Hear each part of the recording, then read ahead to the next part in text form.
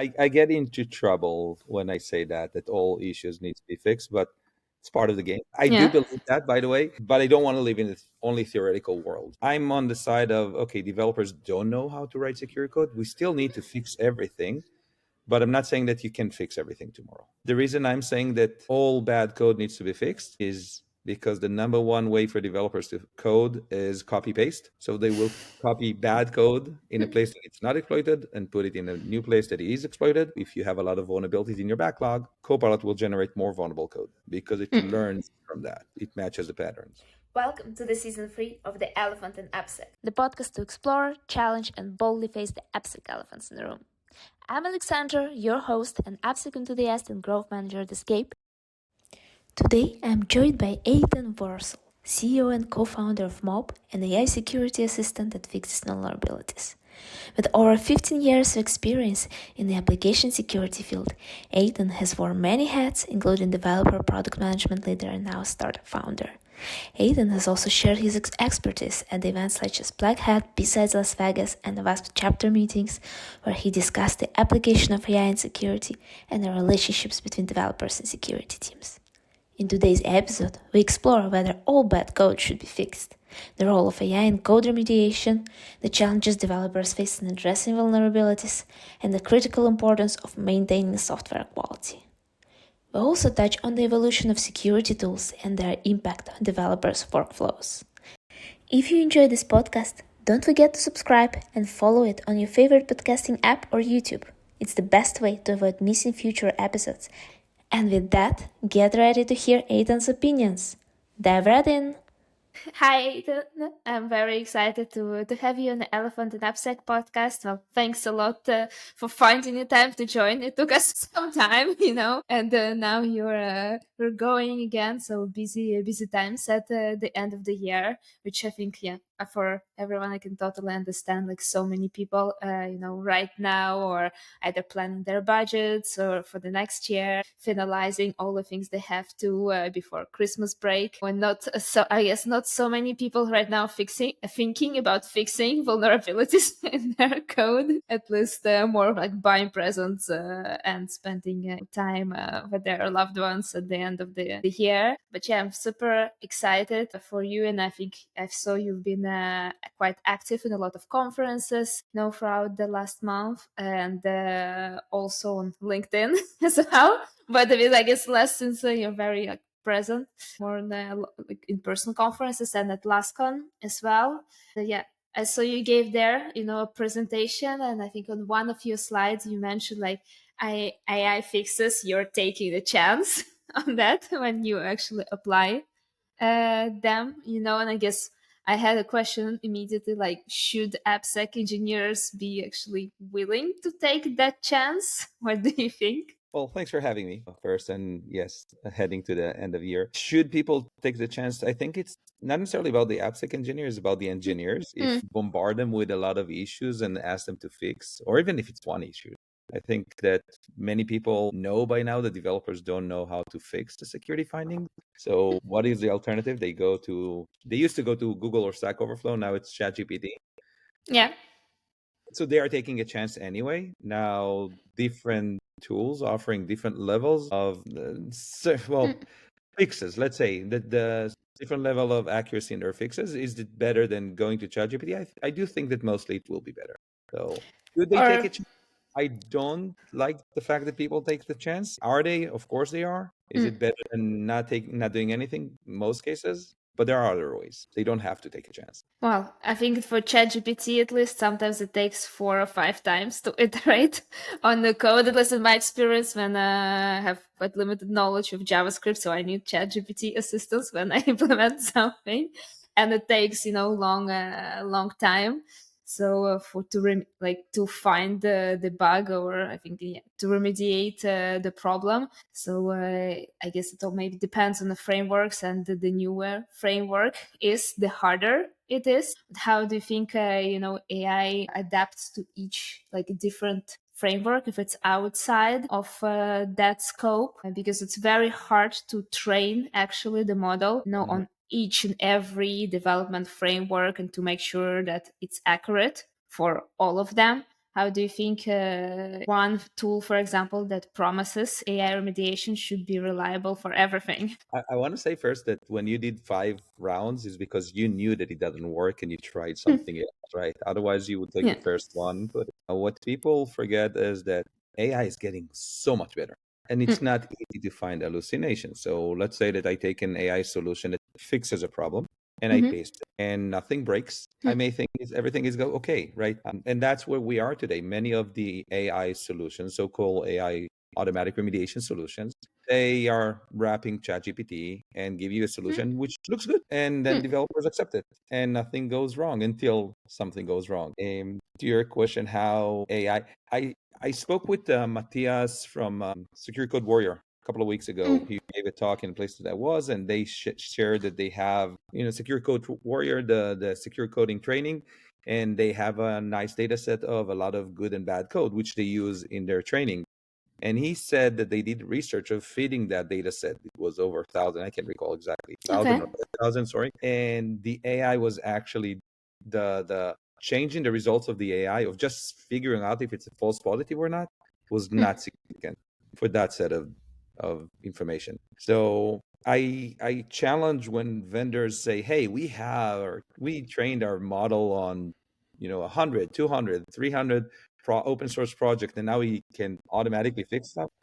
Yeah, I mean, you need way more than that. If you are completely relying on AI, you are taking a chance.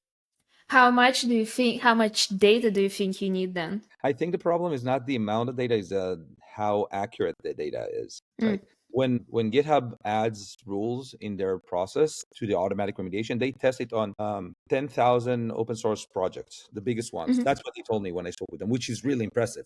And they vet one by one. But still, if Oh you look wow.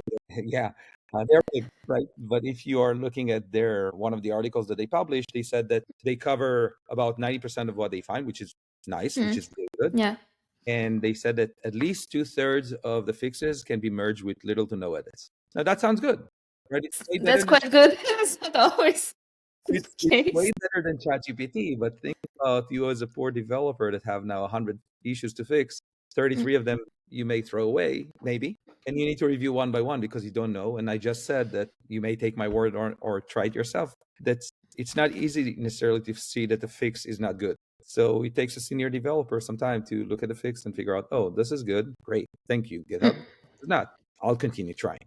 So Yeah. my point is that it's better than ChatGPT, that's for sure, and it's good solution, but you are taking a chance if you're not verified. Yeah, well, sometimes it also takes, whether it works or not, kind of to verify. That's why some languages are definitely easier than others. And I think, like in your talk, you also mentioned that like fixing, a single vulnerability like takes 1 hour of manual triage, right, and 5 hours of research. So like if you spend in total like 6 hours on something, it's a lot. But I think at the same time you are an advocate, of the fact that all bad code should be fixed. I think that's what we discussed, before, whether like with the help of AI or not. And if it takes like so much time to actually like fix something, how do you balance, this ideal that you have with actual like real world constraints, if you have a team, like not team of GitHub, for Yeah. example, to actually do something. I get into trouble when I say that all issues need to be fixed, but it's part of the game. I Yeah. do believe that, by the way, but I don't want to live in this only theoretical world. So there are level of theory, right? One that I get into engagement a lot with Evan Osley. He says that developers need to know how to write code, and everything needs to be fixed from the first place, and developers shouldn't wait. I'm on the side of, okay, developers don't know how to write secure code. We still need to fix everything, but I'm not saying that you can fix everything tomorrow. That's why you have the reachability. That's why you have exploitability, all those to help you prioritize. But if you have bad code in your application, it doesn't mean that it's okay. It means that maybe you didn't get to it because, as we said, 6 hours for a fix. You're looking at your backlog. You have 10,000 of those. That's 60,000 hours. That's 300, so 30 developers for a full year just working on this. So I understand why people say that with current ways you cannot automatically you cannot You address can those. fix Yeah. everything. Now if you had a solution that AI or not AI solution that can eliminate many of the fixes automatically, great, you eliminated them. The reason I'm saying that all bad code needs to be fixed is because the number one way for developers to code is copy paste. So they will copy bad code in a place that it's not exploited and put it in a new place that is exploited. And because Sneak did an amazing video showing how if you have a lot of vulnerabilities in your backlog, Copilot will generate more vulnerable code because it learns from that. It matches the patterns. So again, just for the audience, I'm not saying drop everything, don't deliver any new feature until you clean your backlog. I'm not that crazy. I'm just saying that reachability is an excuse not to fix something. No, reachability should be used for prioritization. ASPMs is for prioritization, not to tell you what not to fix. And why do you think SPMs? Do you think ASPMs is so popular, has gained such popularity because of that, or do you think they also have some limitations? Because if you, at least some limitations that can be thought of. Personally, I think, and this will get me into a lot of trouble with a lot of friends, ASPMs get a lot of popularity because of investors. Okay. You have 80 something ASPM companies, but to all my friends there, I'm not saying that ASPM is not a good thing. ASPM is definitely a good thing because, as we said, I only have 10,000 vulnerabilities. That means that I need to spend so much time. I cannot. ASPMs help me understand which ones to fix first. The thing that got lost on people is that ASPM tells you what to fix first, not tells you what not to fix at all. And that's my view on this. But if people say, hey, I don't need to fix all those million vulnerabilities that I have on the backlog, I will use one of those ASPMs and it will eliminate 95% of the findings. It doesn't eliminate them. It just tells you it's still maybe a bad code. So focus on this first. You're using this library with known vulnerabilities, but you're not impacted by it. So you don't need to update it. That's true. But there will be those, the purists that will say, if you are using a library that has known vulnerability, just upgrade it. I'm not saying that you can't, but I'm just saying that you should. Okay, and what do you think is actually the impact, or maybe the long-term impact of not fixing this bad code, in production? I mean, it's a matter of keeping your house clean, right? Okay, yeah, wow. If you're using a third-party library that has a known vulnerability, but you didn't upgrade it because you're not impacted, that's by the way legit. Everything, there is nothing problematic about that. But then progress goes on, and then there is a vulnerability now in your library that in the library that you're using that you are impacted by it. Now you're in problem. You need to upgrade a few versions. Not to mention that now a developer is using part of the library, new code that uses part of the library that is vulnerable. And now they need to learn that, oh, but I was using this library all the time. Why are you telling me now that I need to fix it? It sends a confusing message for developers if we're not fixing things as soon as we identify them. Yeah, I think actually like software quality, or what developers need to fix is the topic that I see more and more emerging in the conversations throughout the last months. And you can see, at least I think maybe last 2 or 3 conversations I had, that was like the topic that somehow kept on resurfacing. And I also saw, I think, a post by Chris Hughes from about software quality as well. Like you have to we don't have an agreed upon definition of what software quality is, and software quality is it's very related to what to good code. So what, at least for me, what would be your definition of software quality, and how would you measure it? Like how would you actually measure perfect bad code or good code? Wow, depends how you test it, right? Software quality starts all days QA manually, then automated. Now, is security part of software quality? I'm on the side that says yes, but there is also, I was on a talk, on one of the security meetup talks that they were talking about something similar. Is this a security defect? Is it software quality? And Ruchira from Dropbox, I believe, from Box. Box, I think. Yeah, Yeah. from Box. She mentioned something that I didn't think about before. She said, if you say that a security vulnerability is like a QA defect, then people will think, okay, how hard it is. What's the effort of exploiting it?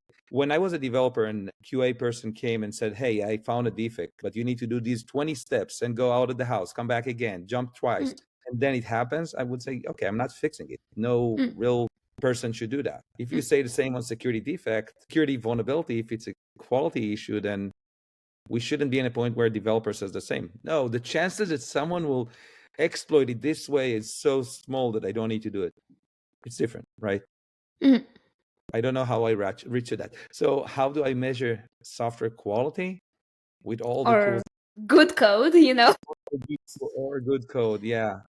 With all the tools that I have, it's started with quality tools like SonarCube, then automated scripts, then SAS, then DAS, then everything, all of them. And sadly, it's a lot. Yeah, I mean it's it's a lot of tools I think to handle, and I think the common complaint that is still there quite a lot is the amount of false positives that come from those tools, and how we should filter through them. But And what is the here's that's actually like the question: what is the false positive? What is the concept of false positive that you at least that you think should be accepted by the community? Yeah, so there are two types of false positive in my book. I forgot one that I used to quote said that there is the cases where the static analysis tool, for example, is simply wrong.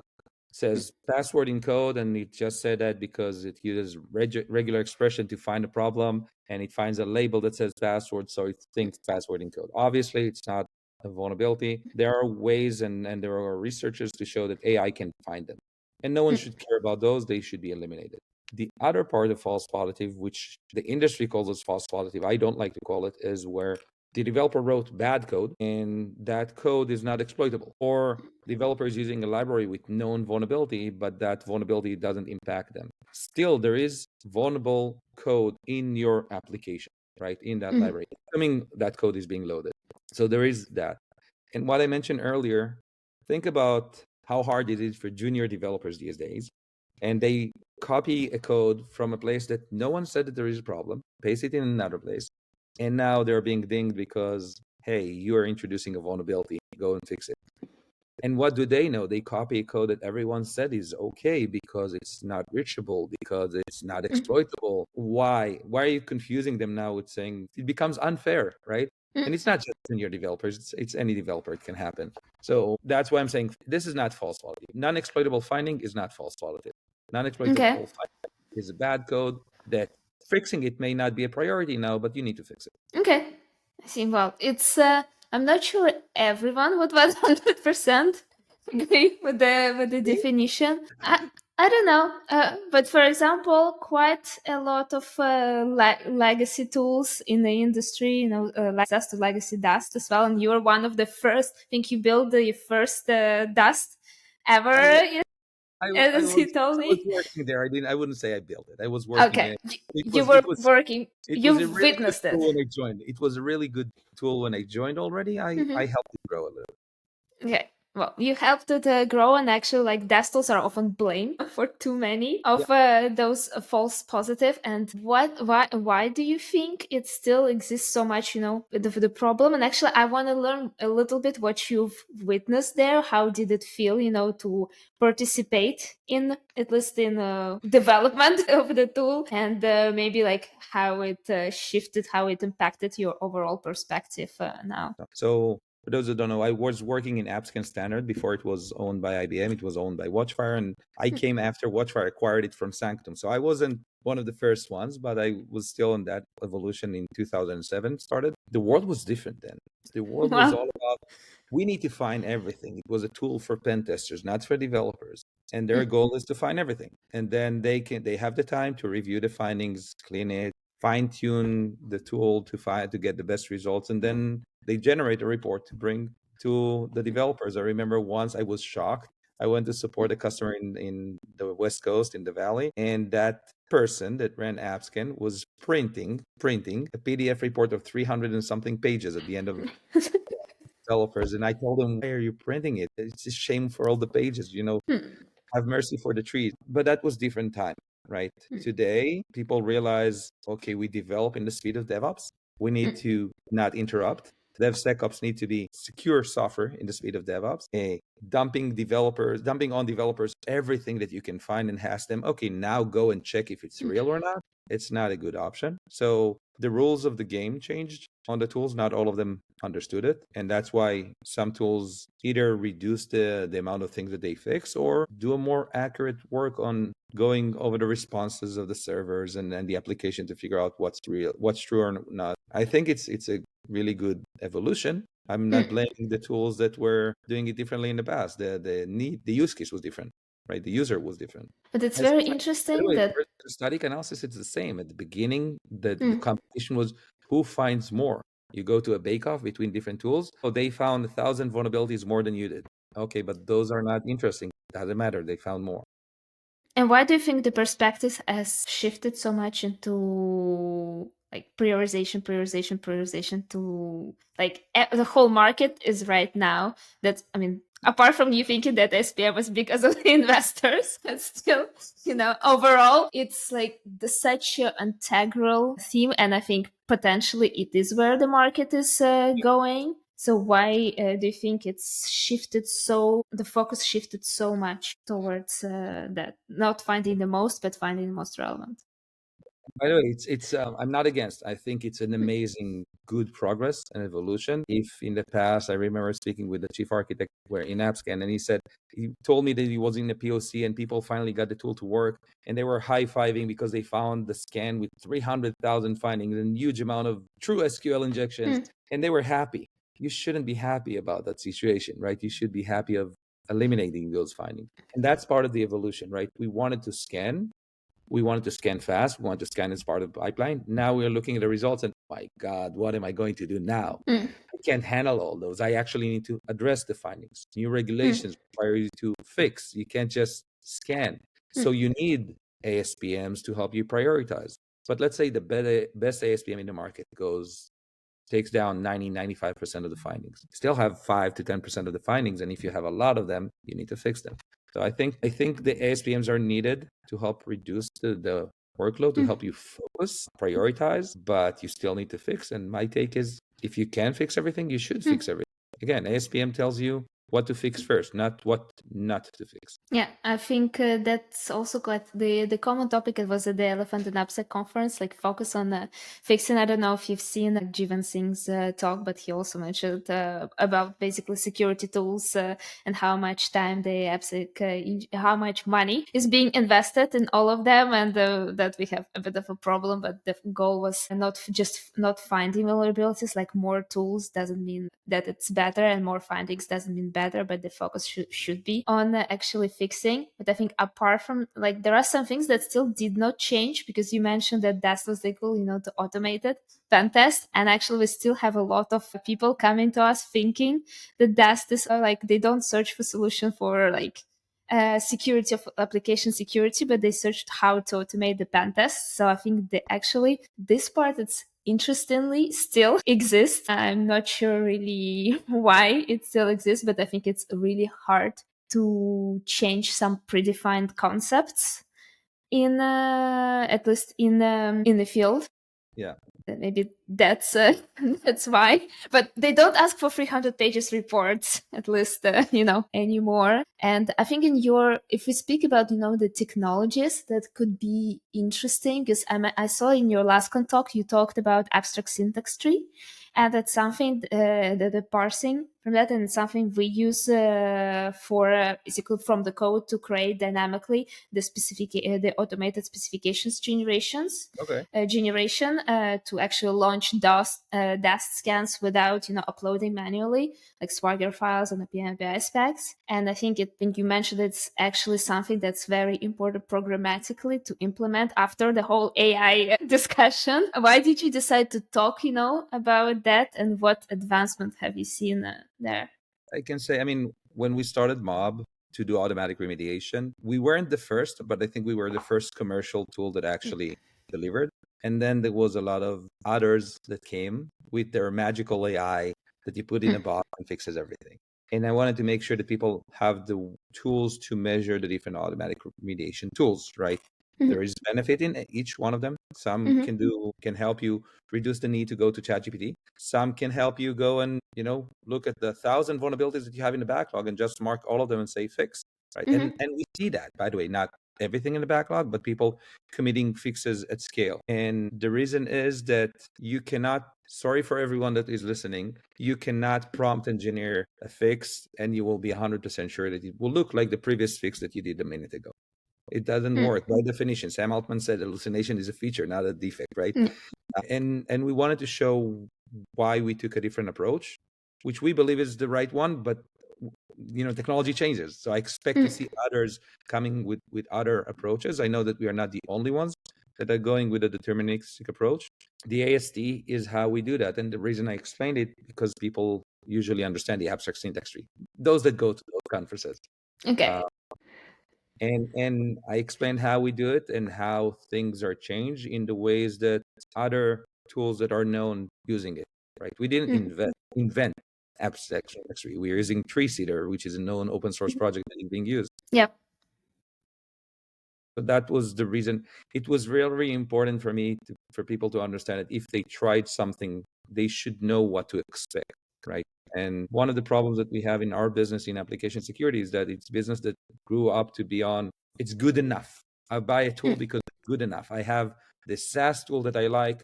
They also came up with DAST, not the great, but it's good enough, and I buy it from the same vendor because I have to scan. It's part of my regulations. With automatic remediation, there is no regulations. You don't have to use an automatic remediation tool. So if the tool sucks, I won't use it. The developer won't use it. If it gives you value, great. If it's not, don't buy a solution that doesn't give you value. You don't need to check that box.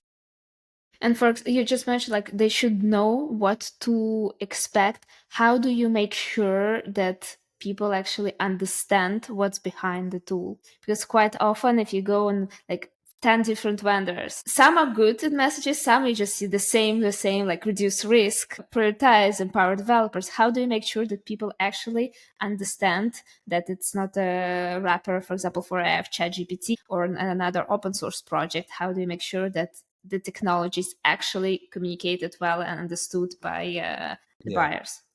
Let me say something that probably is bad for me for, if investors watch it. The technology doesn't matter, right? We chose a certain technology that we believe works for us best. Well, we know, but it's not, if someone else come with a different technology, if someone figures out a way to wrap a chat GPT and get accurate results every time, which I don't think is possible, but if someone figures out, great. If someone takes an open source project and get the same accurate results every time, great. We explain the technology because we explain how you can build it on your own in theory. It's a lot of work. But I do want to say, if someone comes up with a solution that is based on ChatGPT, 3 even, it doesn't matter if it works. What I think that people should do, it's easy to compare. It's so much, it's very easy. Upload a report, upload code, whatever you want to do it. See the results that you get. If you like it, great. Go and buy that tool. Ignore Eitan. But if not, go and try some other tools. It's very easy to do the comparison. 5 minutes on our side, you can see if it works or not. Less than 5 minutes. So. Well, in most of tools, it's not 5 minutes, but it makes it difficult sometimes to compare unless the time to value is a checkbox, in the beginning that is important for the teams. But quite often, unfortunately, that's not the only thing that. I actually recorded a video showing how from not having access to Mobb to have access, upload report, upload code, and getting the first fix, it takes less than 2 minutes. So you can do that. And I'm pretty sure, and I did check with other AI automatic remediation tools, it's quick. So don't be lazy. Try it. Yeah, at least I hope that people are not lazy, and as long as they can find easily the solution, they can test it without the bureaucracy, that's involved, and big Google sheets and like Excel sheets to fill in all the checkboxes. But at least I hope on that part it will change somehow. People can try with open source projects if they can with their own code. So before reaching out to us, even some of them try our solution on their own, which is great. We learn from our mistakes also that way. And I hope they come with the feedback as well. Thank you, especially with your experience. You've also seen like two sides, large organizations and now your own startup. Like, what was You mentioned, I think you felt like a small cog in the machine, as I'm not mistaken from our past conversation. Because, I mean, it makes sense since IBM, is a huge organization. And what you've kind of seen there in the security team and development team, did it somehow influence your decision to start Mobb? Yeah, definitely. I mean, even in my last role, I was the head of product, and Jonathan, my co-founder, who was the head of security research and innovation. So we were two of the heads, right? You realize that you cannot really experiment. There are things that you already have big customers. You need to serve them. You can't change things that way. Mm. And we knew that we needed to change. We knew that we needed to do something crazy, wacky. I mean, 2022, the beginning, no one, when we got into a room and talking with people, hey, we have a solution to automatically, we want to build a solution to automatically remediate first vulnerabilities in first party code. People thought that we were smoking something. It just, they didn't call Why? it even. It was before ChatGPT came to life in Mm. November 30th that year. So we could never do that in AppScan, in IBM, or in HCL. And to be honest, when customers asked me 5, 6, 7 years ago, hey, you can find problems automatically, why can't you fix them automatically? I thought that you cannot. So Mm. you need to step out, you need to try something bold, something crazy, which you cannot do at large organization. The Mm. mentality is not there. And the people that you hire, we are a very small company. Each one of them is a rock star, and they can Mm. do things that normally you think that cannot be done.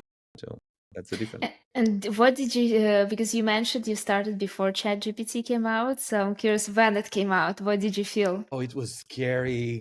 We Really? were, we were supposed to go to Black. Well, we went to Black at Europe in December. Mm. And the moment it came out, we were 5 people in the company at that time. And I told them, stop everything that you're doing because tomorrow I'm there and people will ask me about it. Do we even have a business? And I told them we have two options. If it's so good, we don't have a business. If it's good, we can use it in our solution and move faster, or it's bad and business as usual. It was bad at that time. Okay. Over So time, business was safe. yeah, so we tested 3, 3.5, 4, and go on. And we have a research that we published on how ChatGPT's results on automatic remediation, which Mm. underwhelming, not to the extreme. But the AI improves all the time. And we now do use AI in our solution because we figured out how to use it. We use a mix of models because the same model cannot solve all problems. And I will say for all those out there, we didn't train, fine tune, or build our own model. We use models off the shelf as they are, but we use it in a different approach, hybrid AI. You can read all about it in our site. Nothing is secret there. Okay, very interesting. And I think like it takes still a lot of time to understand, to figure out, the technology that you are going to use that's going to be, the best for your specific tool. At one point you mentioned also you've pivoted, because at the beginning at least it takes time to figure out what approach you should take and what the solution that you should build. What was the moment that where you realized, okay, we have to build something different? So for us early on, when we left our companies to start Mob, it was on a completely different idea. It was building a different SaaS solution. We were even four founders at that time. And we went to raise money and we got some into discussion with some really strong opinionated people that were smarter than us and made us realize that it's maybe still the good idea was, but not for us. And it took us 2, 3 months to figure that out, and we realized, okay, this is not for us. We had to part ways from two of the founders, which was really hard for me. And we are still good Yeah. friends to them, but it's hard to do. And that was the pivot that we did. But since then, since we started on automatic remediation, it was more on, does it fit to be in the IDE, like a security spell check? Is it post processing after the SaaS solutions? We went with the after SaaS solutions because we want to help those that have problems today. They pay Fortify, they pay checkmarks, they pay Sneak, they pay whoever. They get a lot of results. Now they go to the ASPMs to help them clean it. We wanted a different approach. We will fix it for you. Not everything, we'll fix a lot. 70, 80% of what you find we can fix. And what would you recommend, for example, for an AppSec engineer who just starts in a company or maybe just starts to build in their AppSec program? How do they need to justify the tool for the remediations? So first of all, do they care about remediating findings? Let's start with that because not all companies, as you know, care about it. Then it's easy to, if we need to approve it to justify it for the CFO, let's say, or someone else, we can do the math. We can say, hey, Dev, how long did it take you to fix something? Not the mean time to remediate from it was detected on January 1st and it was only remediated in July 1st. How long hands-on keyboard developers spent on fixing? And then take that number, multiplied by the number of issues that you have, and figure out how many developers you're going to need, or take that number of hours and multiply it by the hourly rate that it costs the company. Compare that with a tool, right? I can tell you that the first deal that we closed was simply that. Someone ran the solution. We fixed 400 and something findings that they had. They multiplied by the time that they gave and the rate that they gave. The AppSec manager took that number to his manager. It was approved the same week. That's very rare. So it's Yeah, great, it in is. fact. It is. And just last week, I was talking to a VP AppSec in a large customer that we have. And I asked him, how much time do we save you? Because at the end, you still need to review the code and you still need to test it. And he said, Eitan, in our company, we test everything already. So we have good regression testing. When you change something small, it's already covered. We don't need to add the testing. And because your fixes are always the same, we do review the first few, but we don't need to review them. If you have 2 fixes for SQL injections or 100 fixes for SQL injections, they all look the same. I don't need to review all of them. I review 2. Okay. So, And then so I that, just implemented like blindly in their work. and they run the regression testing. And if something blows up, then they know. Okay. They know, and then I get a phone call. Well, Doesn't happen. hopefully not so many, yeah, or doesn't happen. Well, Happened that's twice. Happened twice. okay. But that sounds good. Well, yeah, well, that's still quite good to not, every day picking up the phone and something happens. And there is one question I always ask at the end of the podcast: if there would be, a training resource or a book that you would recommend for someone to maybe read more to understand understand better AppSec, what would it be? I'll take it to a different approach, actually. There is a book that I really like, and it hurt me when I read it the first time. Why? Before I started my journey as a founder, a guy named, oh man, I forgot his name, and now he's going to kill me. Is it one of your friends? He's also one of my investors, John Dixon. Sorry, John Dixon. I apologize, John. He told me, Eitan, if you think that you can do this, the first thing that you need to do is go and read this book. And that book is The Hard Thing About the Hard Things. And Okay. that is a book from the guy from Mark Andreessen, I think, or maybe the other guy. He wrote about his journey as a CEO. It actually hurt to read it. The things that he had to do during his career. It's hard. So I read that and I felt, okay, I still want to do it. And then parting ways with my 2 founders was my first hard moment. I think that if anyone wants to start a career as a founder, as a CEO, number one recommendation, go and read this book. If after reading this, you still want to, okay, it's the first Okay. test. Well, I guess you wanted to, so you passed this test, on your side. Well, thank you so much, Ethan, for coming on the podcast. It was a pleasure chatting with you. I'm not sure. I don't know if you motivated everyone to fix their bad code straight away, but maybe at least some people think more about not only getting more tools to finding the problems, but also fixing them. So I hope that's going to be, the main outcome from our conversation. Well, thank you so much. Thank you. Bye-bye.